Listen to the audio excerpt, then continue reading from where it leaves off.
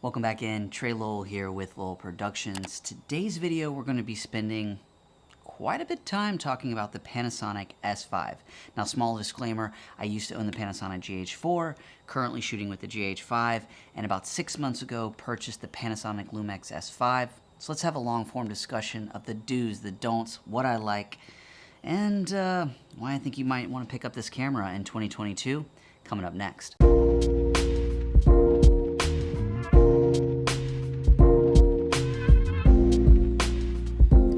Alright, so obviously after that intro, you probably get the vibe that I'm a little bit of a Panasonic fanboy.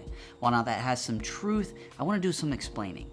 Years ago, I bought the Panasonic GH4, completely happy. Bought the GH5, completely blew my mind away with the IBIS, the 10-bit 422, all the different resolutions, and just the overall video quality that was compact in that little bitty Panasonic GH5.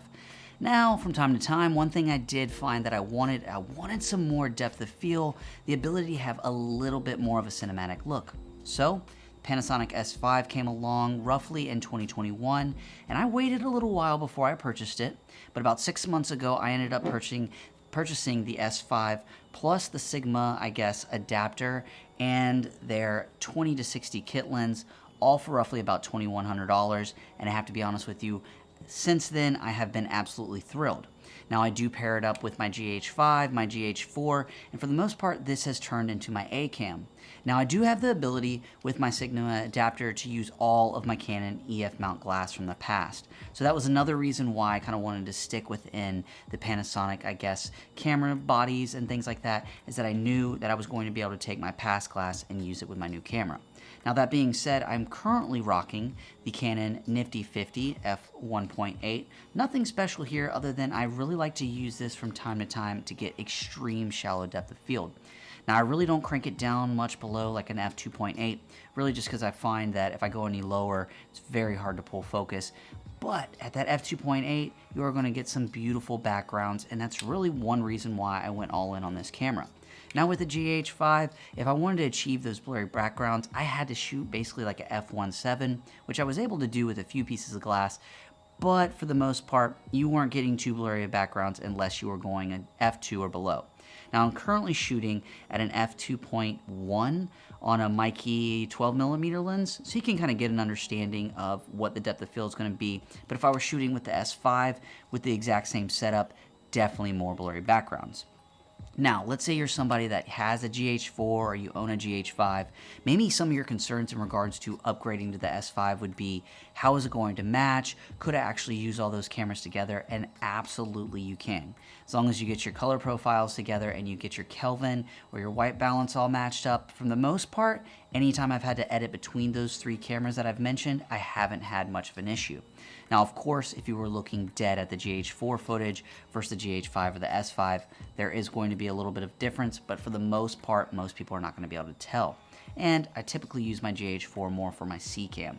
Now, let's talk about glass that I use the most on this particular camera, and while I do have the kit lens, which is the 20 to 60 f3.5 to I want to say 5.6, going to be dependent upon how much you're zooming in on that bad boy, I find this piece of glass, it was only $200 as a kit lens, definitely pick it up if you're going to be in the market for the S5, but more of a vlog camera, more of my out and about super lightweight piece of glass, this is going to be it. This is going to be the one that comes with me that if I actually dropped it, it falls, it breaks, I can beat it up, it does not matter. Now the Canon pieces of glass, whether it be the 24 to 105, which is going to adapt just like the other to the Sigma adapter, or the Nifty 50, these two, and side note, I also have the 70 to 200 f4 that I'll throw on here. These two currently are my kind of go-to in regards to the S5. So I find myself using my 24 to 105 at that f4, probably the most really because of the zoom range. The 24 is going to be super wide on the full frame. The 105 is going to be able to give me a lot of versatility in regards to getting very tight shots from multiple different kind of, locations. And yeah, I've shot many recap videos, weddings, you name it, with these pieces of glass, plus I mentioned that 70 to 200. I have some footage actually running as we speak. For somebody that came from the GH5, the S5 has just been a blast. And like I said, at roughly like $2,100 for this, and the adapter, I feel like that's a great bang for the buck. Now, as far as resolutions go, pretty much going to be about the same as the GH5.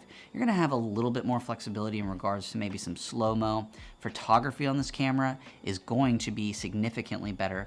Autofocus, I've talked about it in the past, but just in a nutshell, sure, you can use it for photography. I still find it's kind of slacking or lacking in some of the, face tracking, and then full autofocus where I just let the camera do its own thing and make its decisions. That is something I really do not use with this particular camera. And really, I just haven't either, or just in the past with any of my Panasonic cameras. Like all of us know, and drop a comment in the comment section below, Panasonic autofocus is just something that has not been on point, at least up to this point. Really, what I was looking for in this particular camera was more of a cinematic look, more depth of field, and yeah, I'm able to get that, and then low light. Now you have dual ISOs here, or dual native ISOs, ISO 640 and then ISO 4000. Now what does that even mean? Basically, it's just going to mean the camera favors those in particular environments, so if you can get it to 640 dual native ISO, you're going to be great, and if you can do 4000, that's going to be awesome as well. Now, as someone that's out there shooting weddings, going in different environments where I do need that low light capabilities, this definitely extremely outperforms the GH5 in regards to low light. As far as functionality of this camera, as someone that's been using the GH5 and GH4 for years, I mean, this is literally, you turn this camera on and you pretty much know exactly where everything is, lay it out on the menus, you name it. Now, one thing that I have to mention that I have not liked so far is going to be the mini HDMI. While that's not a breaker for me, it's just, I don't know. It seems like one of these days it might give out on me, but so far it's been amazing. And, as long as you're not completely yanking this thing out of there, things of that nature, I think you're going to be fine. But I was a little spoiled with the GH5 and the full HDMI port. I am going to be able to have the ability to charge this with USB-C, which I've had past videos where I've mentioned to you guys that being a nice feature. Also, as far as battery life goes on this camera, compared to my GH5, this thing rocks and rolls. A little bit of a different battery. I've got some Wasabis that I picked up. They're a little bit cheaper. And yeah, battery life has been great. Also, as far as charging goes, the nice charger that came with it, USB-C charging, both for this and the actual LUMIX battery and charger that it comes with. Just, updated features that the GH5 did not have. I mean, when I think about 2021, and I think about purchasing this camera about 5 months ago, I never regret it. And it also is a perfect complement to the GH5 and the GH4. I needed a scenario where I had 3 cameras that were all matchable, but I also wanted to upgrade. I had been sitting around thinking that I was going to get another GH5, but all in all, I really wanted more cinematic look, or at least depth of field, and then I also wanted some more low light capabilities. And side note, this thing can take some wicked good photos, so that's like a huge bonus that I really didn't purchase it for that particular, spec, but it's nice to know that if I want to pop off some photos with this, it's a great photo camera. Now, you guys have seen plenty of footage running throughout this video so that you could see every bit of footage that was actually shown was shot on the Panasonic S5, whether it be the wedding, whether it be some kind of like YouTube video, B-roll, you name it, outdoorsy stuff. The S5 has really come in handy. And the one thing I would say in regards to 2021 moving into 2022, have no thoughts of upgrading. If I were going to upgrade though, I recently got to shoot on a Komodo, the red Komodo 6K. Awesome, but we're talking about a $6,000-$7,000 camera versus $2,000 for a lens and a adapter. So, would I buy this camera? Would I recommend you buy this camera? I would say absolutely. Now, if you're familiar with Panasonic systems and you are not going to be wanting to shoot autofocus all the time, I think Panasonic cameras are going to give you the best bang for the buck. And to be honest with you, as most people advance in their filmmaking, photography careers, autofocus tends to kind of get put on the back burner. Now, I know it's one of those things that Sony cameras have gotten wicked good and one-man band operations really prefer autofocus, but I have always found that with my LUMIX, the number one thing, whether it was the GH4, the GH5, or the S5, and this might sound silly to some, is that I'm always able to get a usable shot. And what does that mean? That means between the IBIS and then just the functionality of the camera, once you get used to pulling focus with these, I just think it's a great camera for many people out there to not break the bank and be able to get beautiful, high-res, professional-looking images. And you'll find out there that there are so many people that are fans of Panasonic, I just honestly think that their marketing is garbage and that there's just not enough people talking about it. And when there's so much focus on autofocus and Panasonic has just never really been good at that, I think a lot of people just erase this type of camera out of the equation. Where somebody like myself, I'm over here advocating for it. I'm buying into their systems more. And like I mentioned, the only place that I'm pretty much would be going would be up into a cinema level, which honestly, most of us, that's just so significant unless you're running a business. A Komodo is not even going to be realistic. Now, if you're looking at me and you're saying fanboy, fanboy, fanboy, look, the Canon, I'm sure R5 is going to be great. The A7S III, I mean, here's the truth. I could buy 2 of these for the price of that, but I know that camera is going to be great. But if you're someone out there, you're shooting interviews, you need multiple cameras, maybe you're even going to be live streaming, things of that nature. To me, I'd rather get a fantastic camera at a great price that I could almost get 2 for the price of 1 rather than breaking the bank for 1. Also, I've had videos about this in the past. If you really want to take advantage of your camera, it's not going to be the body that's really going to be needed to get upgraded. It's really going to be glass. And I can foresee in the near future, I have my eye on the Meki 35mm.